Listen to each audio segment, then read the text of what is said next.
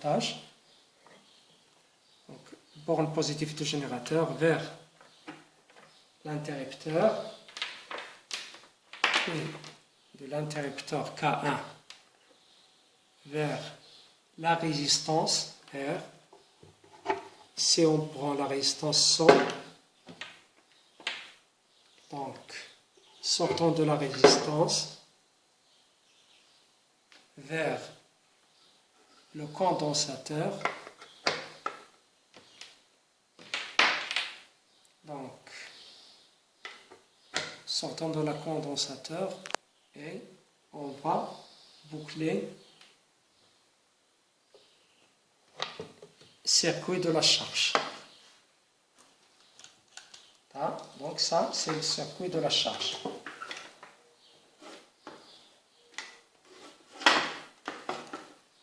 Donc, ajoutons maintenant le circuit de la décharge. Donc, au niveau de le générateur et la capacité, on a ici un nœud. Donc, vers l'interrupteur K qui est ouvert et de l'interrupteur K vers un nœud qui est entre R et le générateur ici. Bien. Maintenant, pour mesurer la tension, on va utiliser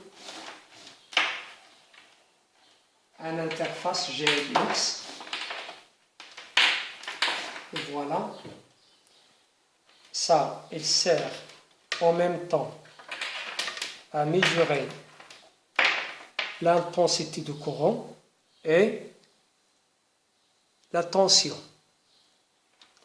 Donc, la tension, pour mesurer la tension, on utilise ces deux bornes. Alors, dans un premier temps, on va mesurer la tension entre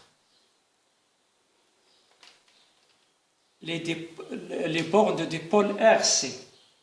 Ça veut dire borne négative, c'est ici, et le borne positif est là.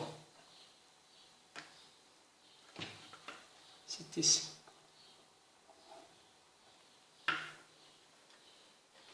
Relions GLX maintenant à notre ordinateur.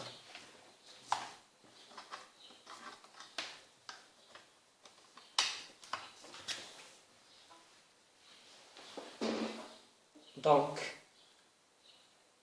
on ouvre Data Studio.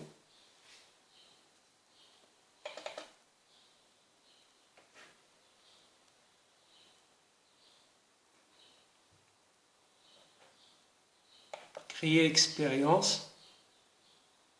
Vous voyez ici, il apparaît on peut mesurer l'intensité et la tension en même temps. Donc on ne va pas utiliser l'écran numérique, on passe directement à l'affichage graphique. Voilà le graphe qui apparaît. Ici, on a l'axe des ordonnées liées à la tension et l'axe des abscisses, le temps. Donc on va configurer notre GLX. On va éliminer l'intensité. Dans un premier temps, on va seulement mesurer la tension. Donc, option d'échantillonnage.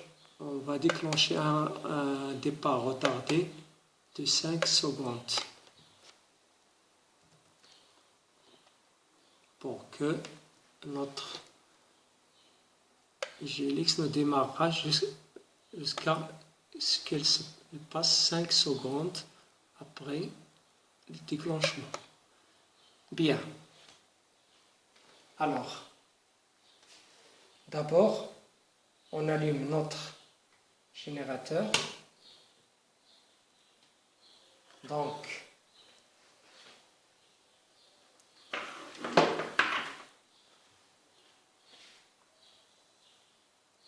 on va soumettre notre dipôle RC à un échelon de tension montant. Donc, en même temps, on démarre. Donc, on démarre.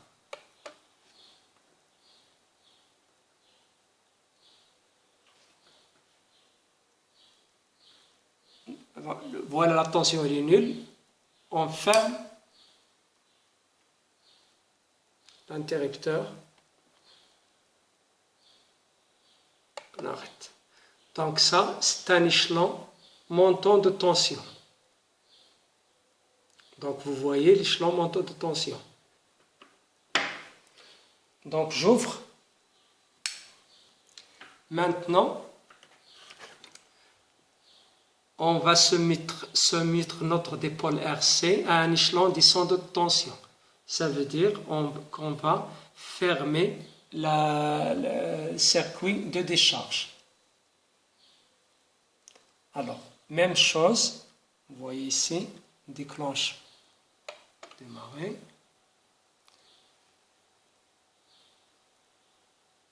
Donc, vous voyez une tension, hop, on ferme, et vous voyez un échelon descendant de tension.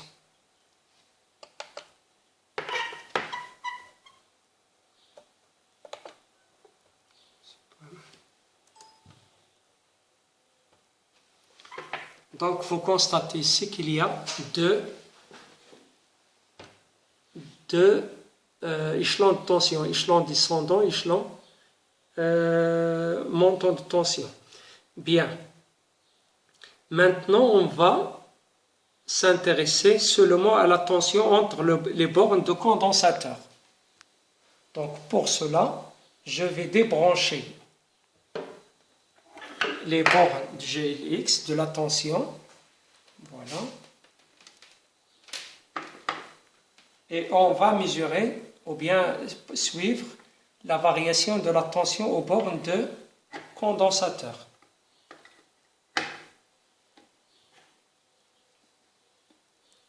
D'abord, on décharge notre condensateur.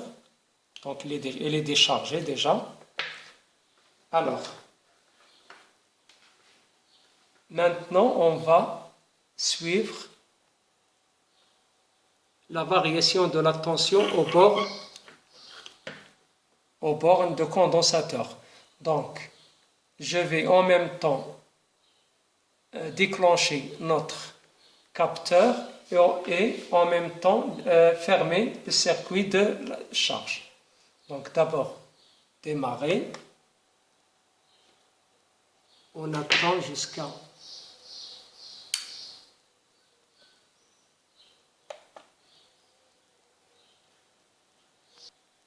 donc démarrer.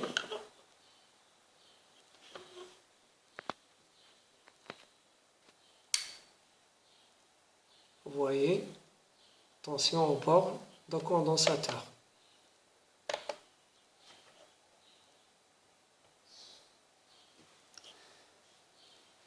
Bien.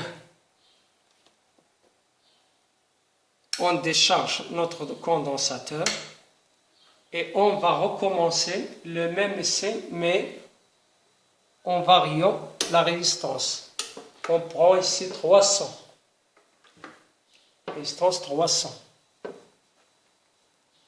Donc, recommençons la même expérience.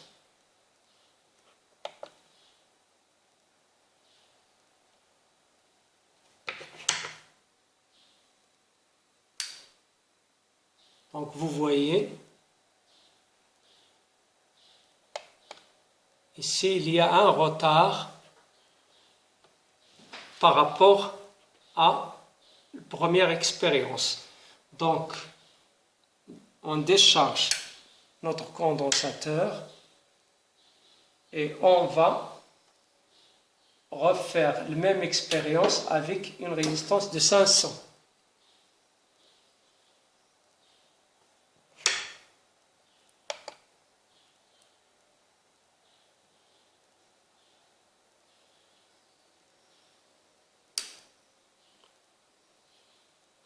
Donc toujours il y a un retard. Donc plus la résistance augmente, plus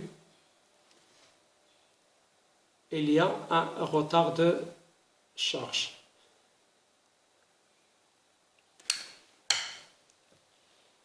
Maintenant, on va s'intéresser au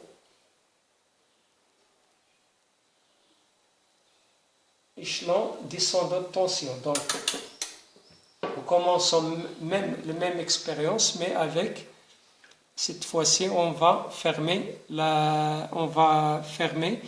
le circuit de décharge. Bien, on charge d'abord notre condensateur.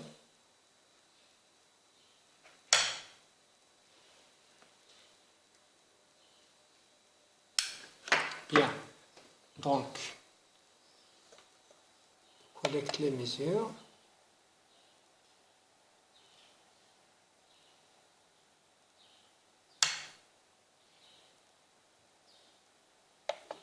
Donc, vous voyez la variation de UC. Recommençons la même expérience. Donc, on recommence, on charge. Donc, avec une résistance de 300. Cette fois-ci, avec une résistance de 300. Donc, on charge le condensateur.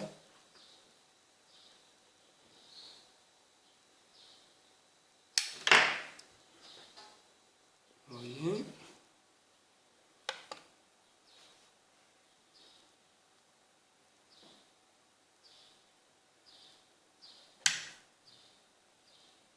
Même chose, toujours il y a un retard et la tension s'annule.